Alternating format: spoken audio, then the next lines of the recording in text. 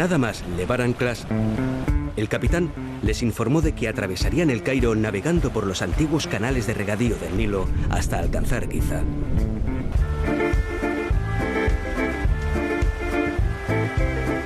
El desbordamiento anual de sus aguas permitía en esas fechas una experiencia única. Parte de la ciudad se convertía en una especie de Venecia, inundando casas, mezquitas, calles y almacenes. Y nadie parecía enojarse por ello. Para los egipcios, el desbordamiento llevaba siglos siendo señal de bendición y de fertilidad. El país se garantizaba así otro año de cosechas y riqueza. Pues nosotros estamos desbordados de trabajo y contenidos. Sin ir más lejos, hoy vamos a recuperar los magníficos ensayos de Montaigne. Iremos al cine para ver qué tal ha ido la adaptación de Mi vida ahora. Le hemos pedido también a nuestro impostor que nos hable de esos escritores que están obsesionados con la documentación. Y por último, nos vamos bajo tierra para charlar con Javier Sierra de su última y napoleónica novela. Si es que no paramos.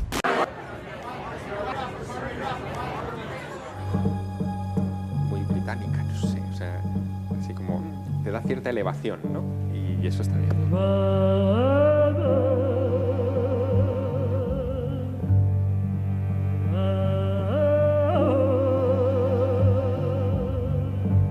Javier, aunque estamos bajo tierra en un espacio poco iluminado, tengo la impresión de que estamos mejor instalados de lo que estuvo Napoleón Bonaparte cuando decidió pasar aquella noche a solas dentro de la Gran Pirámide, ¿no? Sin lugar a dudas. En 1798 la Gran Pirámide era un monumento realmente agreste. Casi no sabían ni dónde estaba la entrada de acceso, que estaba semicubierta por la arena del desierto.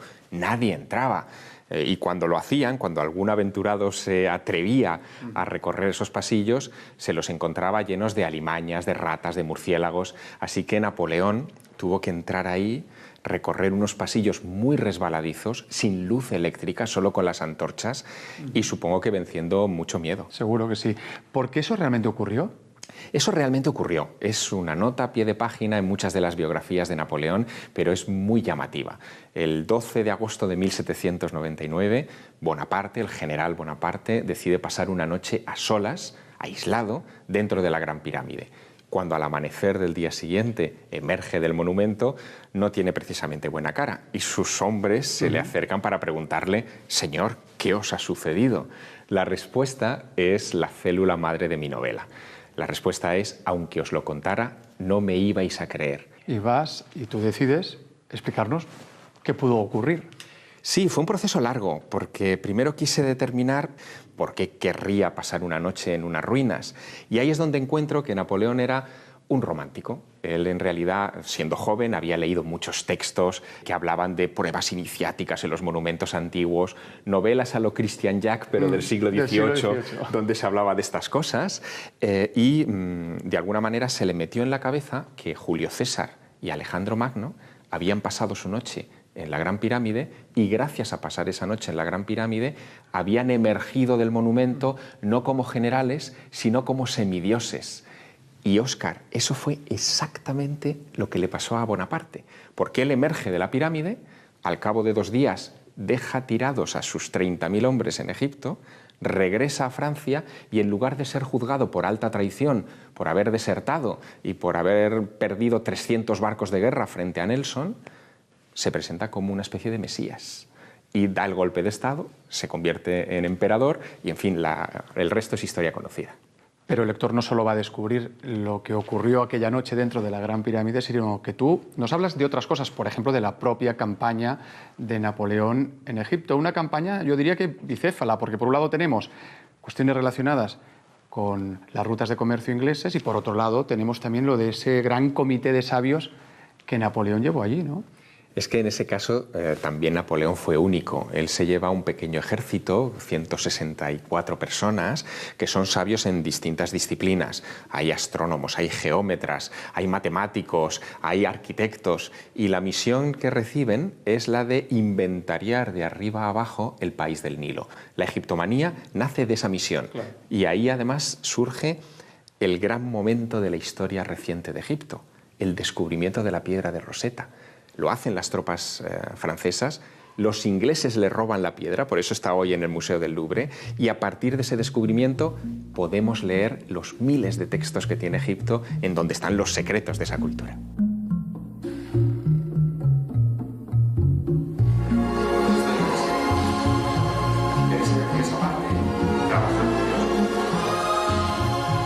Sé que eres un escritor muy obsesionado con la documentación, pero tengo la sensación de que aquí has llegado al límite, porque me consta que tú llegaste a pasar una noche también a solas dentro de la Gran Pirámide. No sé cómo lo conseguiste y qué siente uno cuando está ahí dentro. Bueno, llegué al límite de la documentación. Como la información histórica no me explicaba lo que hizo Napoleón, lo que vio, lo que sintió, lo que experimentó dentro de la cámara del rey de la Gran Pirámide, me dejó solamente una alternativa, y es pasar mi noche dentro de la Gran Pirámide. Si no hubiera pasado esa noche, no hubiera sido capaz de redactar la Pirámide Inmortal, porque aquella velada había muerto dentro de la pirámide y había renacido.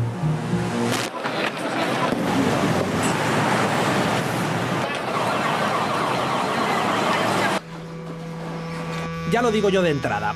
Hay muchas novelas que se han escrito solo explotando el imaginario del autor y sin más documentación que sus lecturas personales. Pero no me negaréis que lo habitual es que la investigación sea una etapa clave en cualquier proceso de escritura.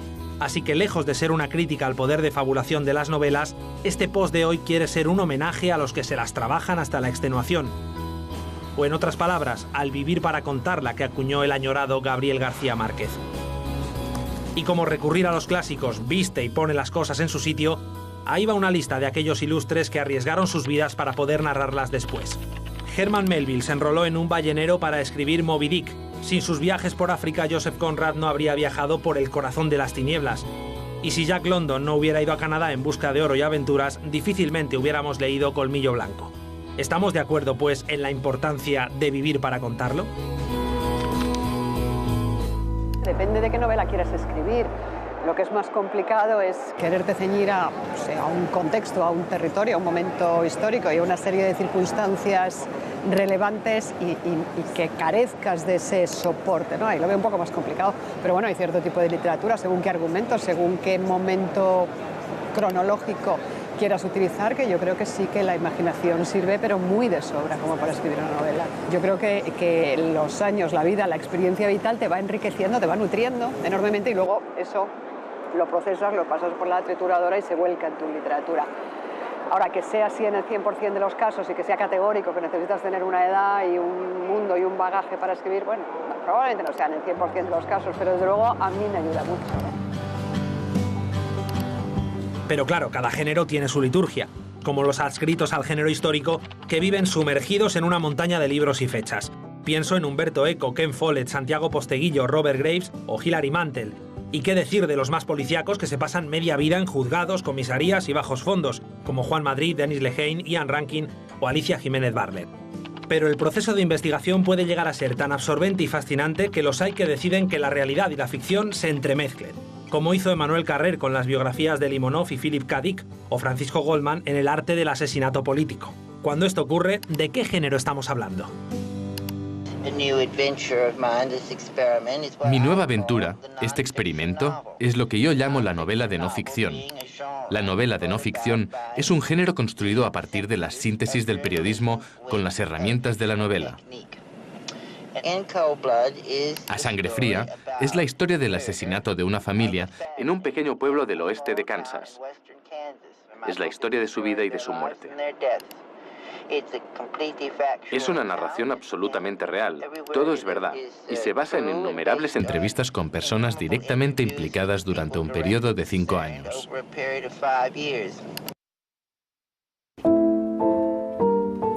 En cualquier caso, en el periodismo literario de investigación es donde la implicación por parte del autor llega a su máxima expresión. Ted Conover se pasó varios años para conseguir el puesto de guardia de prisiones y así escribir un libro desde dentro de la cárcel. Barbara Ehrenreich dejó su comodidad burguesa para describir la vida de las clases pobres estadounidenses y trabajó durante un año en oficios precarios y mal pagados. Así pues, ¿el periodismo es el salvador del realismo en la literatura?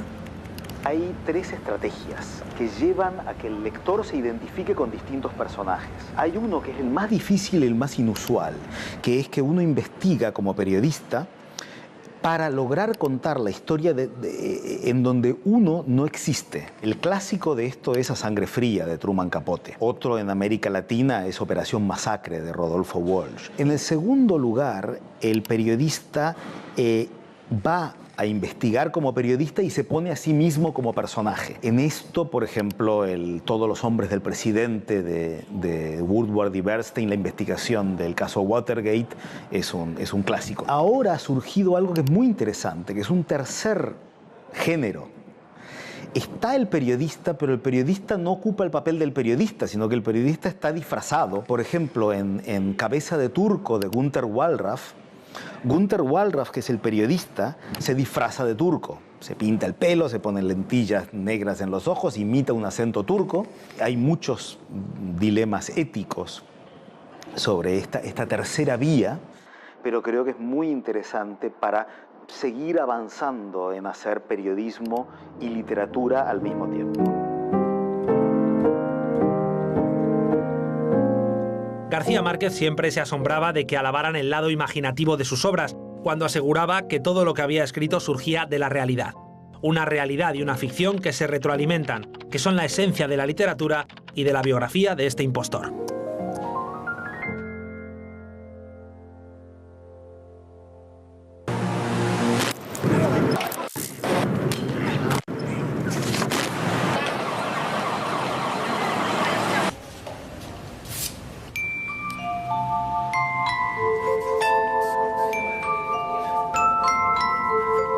Todo fue gracias a una caída del caballo, porque una vez en el suelo se convirtió en filósofo. Abandonó su puesto como alcalde de Burdeos, se encerró en su castillo y se puso a escribir sobre todas las cosas, pero especialmente sobre sí mismo, porque uno somos todos. Esto aconteció en 1571 y el nombre del ilustre pensador es Michel de Montaigne.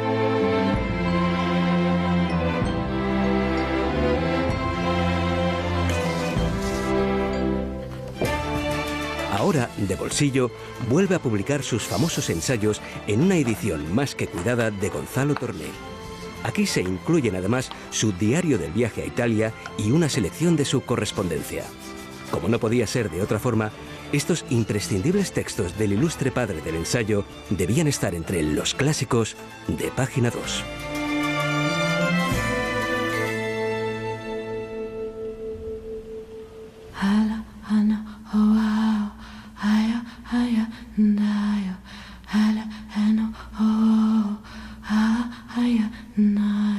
Los lectores habituales de Javier Sierra, cuando lean La pirámide inmortal, igual tienen un pequeño déjà vu, porque hay algunas cosas en este libro que las van a reconocer.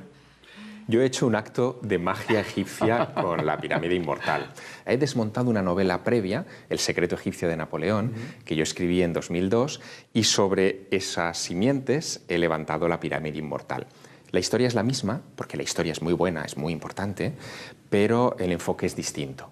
Mientras que para El secreto egipcio de Napoleón yo bebí en su época, hace más de una década, sobre todo de fuentes egiptológicas, de lo que a partir del siglo XIX habíamos averiguado del antiguo Egipto, para esta he bebido de fuentes egipcias, de 3.000, 4.000 años de antigüedad. Hay todas las cuestiones históricas que el lector va a disfrutar leyendo la novela, pero luego también hay unas cuestiones que yo diría que son más filosóficas, porque tú en esta novela también reflexionas sobre un tema trascendental, no solo para Napoleón, sino para otros grandes personajes de la historia, como es el tema de la muerte, como es el tema de la inmortalidad, y eso está muy presente en esta novela. Sí, en definitiva, lo que hacen los protagonistas de La pirámide inmortal es tratar de descubrir cómo convertirse en inmortales.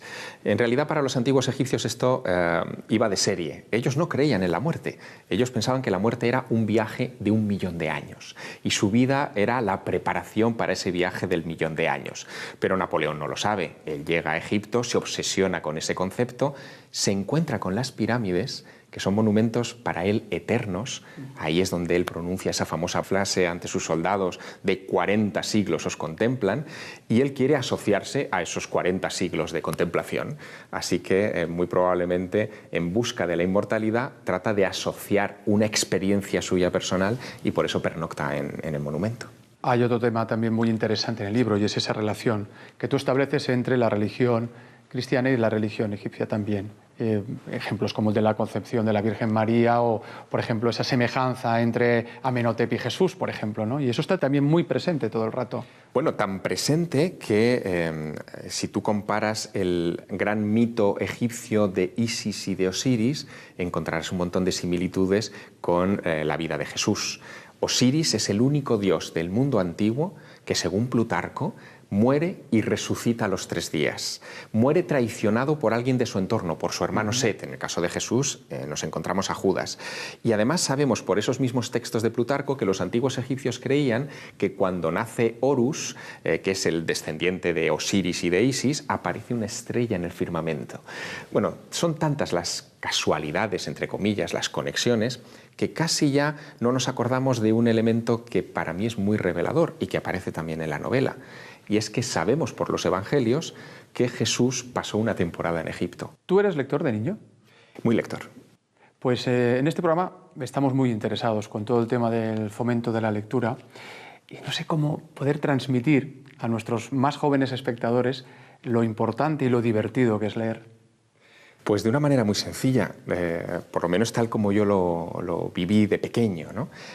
La lectura es ese espacio absolutamente tuyo, privado, único, donde tú te haces copartícipe con el escritor, porque en realidad las imágenes, el tecnicolor, lo pones tú, el lector.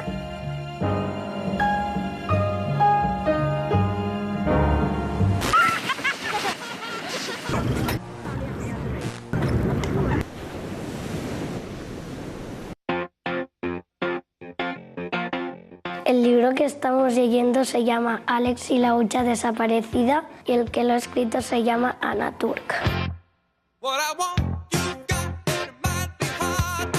El libro va sobre un ratón que cocina y tiene una mascota que parece un gato pero es un tigre. Un día tenían una hucha y esa hucha estaba llena de monedas. Entonces, como ya tenían mucho dinero, estaban muy contentos, pero lo malo es que tampoco podían sacar nada de ella. Y al final, un día, fue a ver la hucha cómo estaba y se la encontró vacía y le dejaron una nota que ponía: me he tomado la libertad de mangar la hucha. Gracias, colega. Continúa. Y se decía, ¡qué desgracia!, mientras subía las escaleras una y otra vez. Y se acabó. Mi parte preferida ha sido cuando cocinaba, porque me gusta mucho la cocina y porque me interesa mucho para ser de mayor cocinera. También habían venido ratones desconocidos y no le había dicho, pues mira, yo solo había hecho patatas para 2, no les había invitado a comer.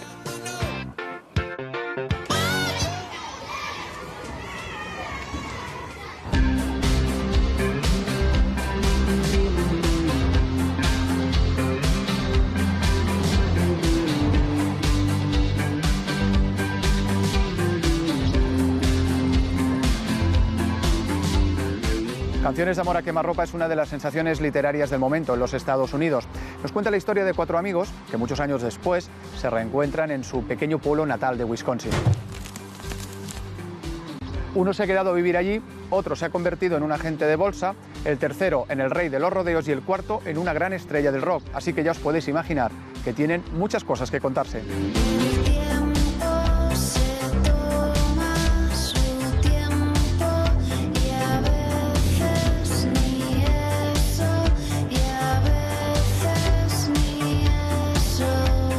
Napoleón es el protagonista de la nueva novela de Javier Sierra, como el gran Shackleton lo es del último libro de William Greely. Y es que ahora se cumplen 100 años de la odisea que vivieron Shackleton y sus hombres cuando su barco encalló en el Polo Sur por culpa del hielo.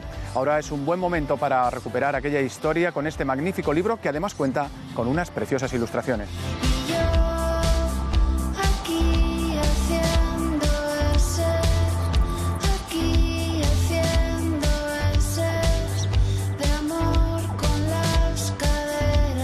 Asakusa es un barrio de Tokio que en 1920 destilaba el mismo espíritu que tenía el Montmartre de finales del 19. Y es que allí imperaba la libertad, el anonimato, la creatividad. Bueno, pues aquí es donde sitúa el premio Nobel japonés de literatura Kawabata su novela.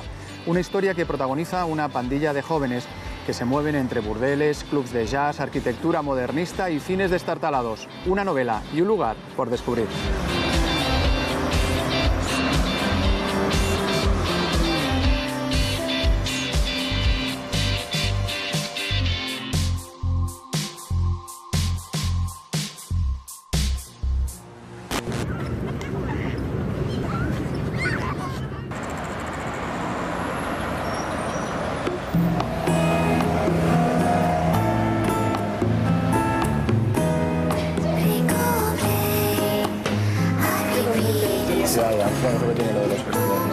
Por cierto, esta película de hoy se ha podido ver en el Festival de Sitges. Sí, yo la vi en Sitges, que estaba programada. ¿Y qué tal? Pues es una peli muy curiosa, es una película que especula sobre la posibilidad de una tercera guerra mundial y a las puertas de que estalle el conflicto, una adolescente americana viaja a Inglaterra para pasar una temporada con unos familiares. Entonces llega a esta casa y se encuentra con sus primos, que son unos chavales casi todos más o menos de su edad, y empiezan a hacerse amigos y justo en ese momento estalla el conflicto y ella y una prima pequeña tienen que huir y entonces es todo el relato de esta guerra desde los ojos de un adolescente y la dureza de lo que se encuentra. En paralelo hay una historia de amor porque ella se enamora de su primo mayor y se ven obligados a separarse cuando estalla la guerra. Yo tengo ganas de verla. Es curiosa. No me han hablado mal y tengo curiosidad. No, tanto la novela como la película. Hola. Nadie me llama Elizabeth, excepto mi padre, es un capullo. Si no te importa, me llamo Daisy. Antes de la guerra pensaba que si me controlaba, el mundo empezaría a tener sentido. Sabes que estoy viendo que Daisy es distinta, la protagonista, ¿no? Sí, la descripción de la protagonista es bastante diferente. En la película, cuando ella llega a esta casa en Inglaterra, ya se demuestra que es como una niña que no rebelde, pero sí que está como un poco de vuelta de todo, que no tiene ninguna intención de integrarse en esta nueva familia. Ella continuamente escucha como una especie de voces en su cabeza, de las que deducimos que es una persona con un pasado un poco complicado, que ha tenido problemas alimenticios, que no se lleva bien con su familia, y en cambio en la novela ella llega arrastrando también un pasado que no acaba de ser feliz, que tiene que ver con la relación con su familia, con su padre, pero llega con una actitud más positiva y no le cuesta tanto integrarse en esta nueva familia.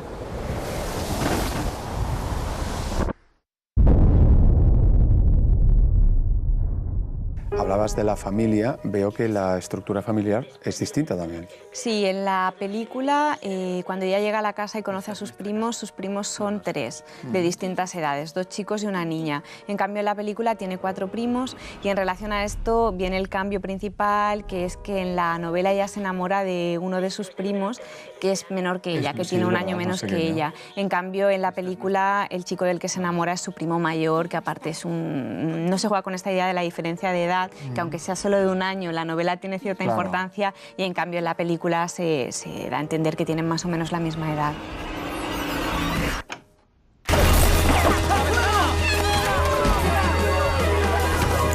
Sí que es verdad que la relación de amor es importante. ¿Hay diferencias? Hay diferencias sobre todo en el momento en el que se ven obligados a separarse, que en la película está contado de una forma más agresiva, en la novela está contado de una forma más ligera y más suave, y esto es una cosa que es una de las principales diferencias entre la novela y la película, que yo creo que la película, aunque no está exenta nunca de cierta voluntad poética y es elegante, no es una película tampoco vulgar para nada, pero sí que fuerza un poquito la maquinaria en el tratamiento de la violencia. Si el mundo no se acaba, quiero estar aquí, en casa, contigo. Y esta es mi vida ahora. ¿Sabes lo que me ha gustado de esta novela juvenil? La manera como está escrita, porque como está escrita en primera persona, va madurando a medida que va madurando el personaje, ¿no? Y bueno, y creo que es un acierto. ¿A ti te ha gustado esta peli? No del todo, porque me interesa muchísimo el tema, me parece una película además muy original y que aborda una historia que hemos visto muchas veces desde una óptica nueva, pero tengo la sensación de que cuando estalla realmente el drama es un poquito efectista mostrándolo, que es algo que no tiene la novela, ¿no? Que está contado, te explica la dureza de las situaciones, pero te lo cuenta de una forma un poquito más sutil. Bueno, a lo mejor es algo que buscaba el director.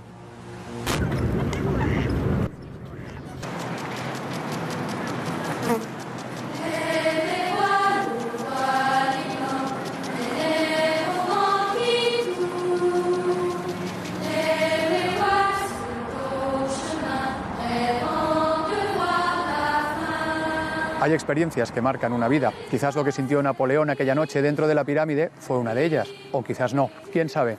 Pero lo cierto es que en ocasiones, cuando menos te lo esperas, ocurre algo que te impulsa, que te motiva, que te alegra la existencia. Bueno, pues ojalá que en la medida de lo posible, Página 2 os alegre la vuestra.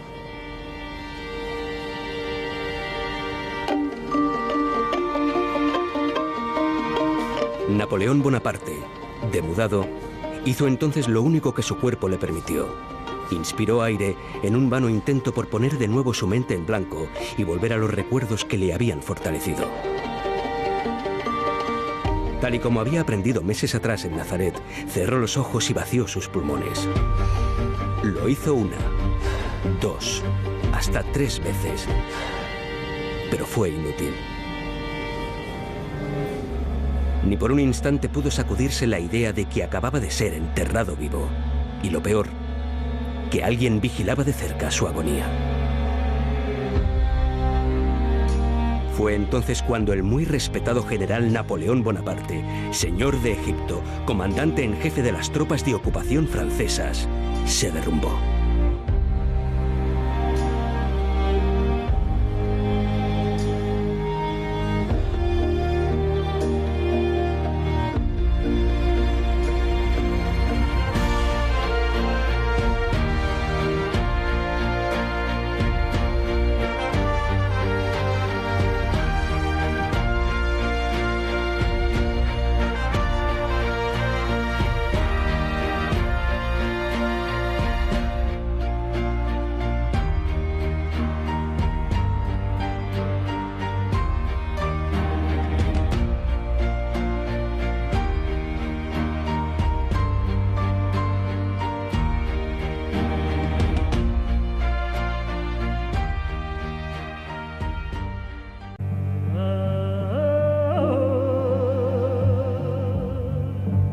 Javier, aunque estamos bajo tierra en un espacio poco iluminado, tengo la impresión de que estamos mejor instalados de lo que estuvo Napoleón Bonaparte cuando decidió pasar aquella noche a solas dentro de la Gran Pirámide, ¿no? Sin lugar a dudas. En 1798 la Gran Pirámide era un monumento realmente agreste. Casi no sabían ni dónde estaba la entrada de acceso, que estaba semicubierta por la arena del desierto.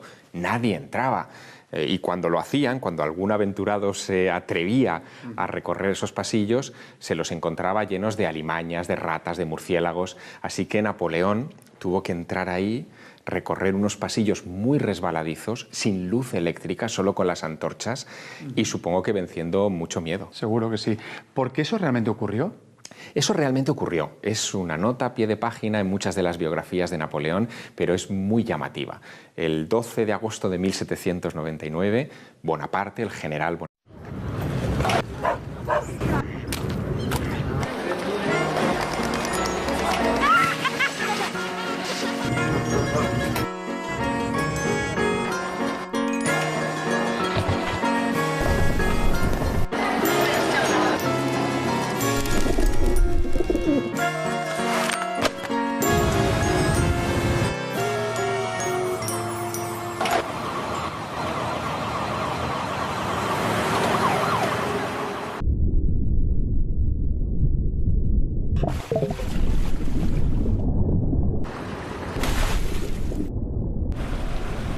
Nada más levar anclas, el capitán les informó de que atravesarían el Cairo navegando por los antiguos canales de regadío del Nilo hasta alcanzar Giza.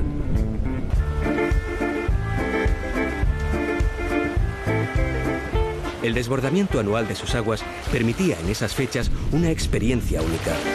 Parte de la ciudad se convertía en una especie de Venecia, inundando casas, mezquitas, calles y almacenes.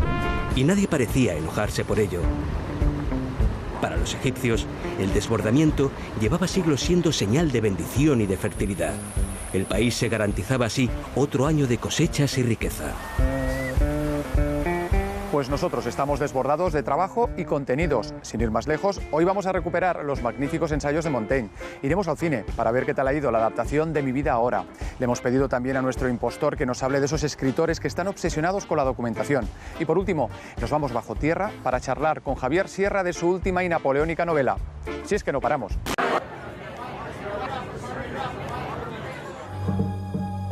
Muy británica, no sé, o sea, así como te da cierta elevación, ¿no?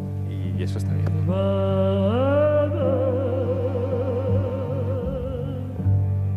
Del monumento no como generales, sino como semidioses. Y Óscar, eso fue exactamente lo que le pasó a Bonaparte, porque él emerge de la pirámide, al cabo de 2 días deja tirados a sus 30.000 hombres en Egipto, regresa a Francia y en lugar de ser juzgado por alta traición, por haber desertado y por haber perdido 300 barcos de guerra frente a Nelson, se presenta como una especie de mesías. Y da el golpe de Estado, se convierte en emperador y, en fin, el resto es historia conocida. Pero el lector no solo va a descubrir lo que ocurrió aquella noche dentro de la Gran Pirámide, sino que tú nos hablas de otras cosas, por ejemplo, de la propia campaña de Napoleón en Egipto. Una campaña, yo diría que bicéfala, porque por un lado tenemos cuestiones relacionadas con las rutas de comercio ingleses y por otro lado tenemos también lo de ese gran comité de sabios que Napoleón llevó allí, ¿no? Es que en ese caso también Napoleón fue único. Él se lleva una parte, decide pasar una noche a solas, aislado, dentro de la Gran Pirámide. Cuando al amanecer del día siguiente emerge del monumento, no tiene precisamente buena cara. Y sus hombres se le acercan para preguntarle: «Señor, ¿qué os ha sucedido?». La respuesta es la célula madre de mi novela. La respuesta es: aunque os lo contara, no me ibais a creer. Y vas y tú decides explicarnos qué pudo ocurrir. Sí, fue un proceso largo, porque primero quise determinar por qué querría pasar una noche en unas ruinas.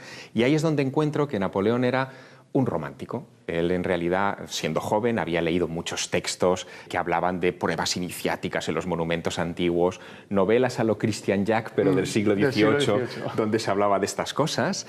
Y, de alguna manera, se le metió en la cabeza que Julio César y Alejandro Magno habían pasado su noche en la Gran Pirámide y gracias a pasar esa noche en la Gran Pirámide habían emergido